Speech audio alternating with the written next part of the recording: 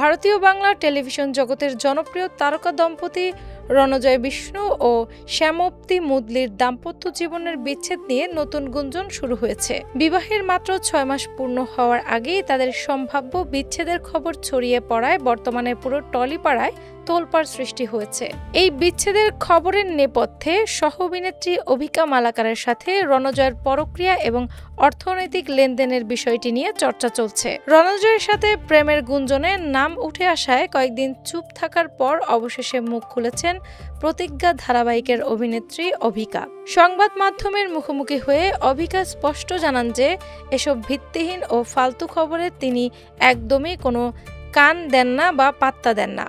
অন্যের ব্যক্তিগত জীবনে কি ঘটেছে তা নিয়ে আগ্রহ নেই জানিয়ে তিনি বলেন, এই ধরনের গুজব তার মনে কোনো প্রভাব ফেলছে না। বিয়ের অনুষ্ঠানে উপস্থিতি প্রসঙ্গে অভিকা জানান, নতুন ধারাবাহিকের কাজ শুরু হওয়ায় রণজয়ের আমন্ত্রণ তিনি সেদিন উপস্থিত ছিলেন। রণজয়কে নিজের শুধুই একজন ভালো সহ অভিনেতা এবং ভালো বন্ধু উল্লেখ করে অভিকা পরক্রিয়ার সমস্ত দাবি পুরোপুরি উড়িয়ে দিয়েছেন।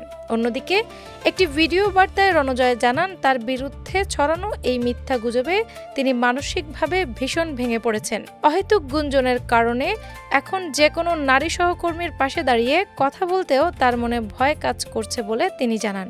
পরক্রিয়ার সমস্ত অভিযোগ অস্বীকার করে রণজয় সবাইকে অনুরোধ করেন যেন মিথ্যা কথা ছড়িয়ে তার স্বাভাবিক জীবন বিঘ্নিত না করা হয়। সামাজিক যোগাযোগ মাধ্যমে যে ছবিগুলো দেখা যায় তা স্রেফ ধারাবাহিকের প্রচারের অংশ হিসেবে প্রকাশ করা হয় বলে রণজয় দাবি করেন।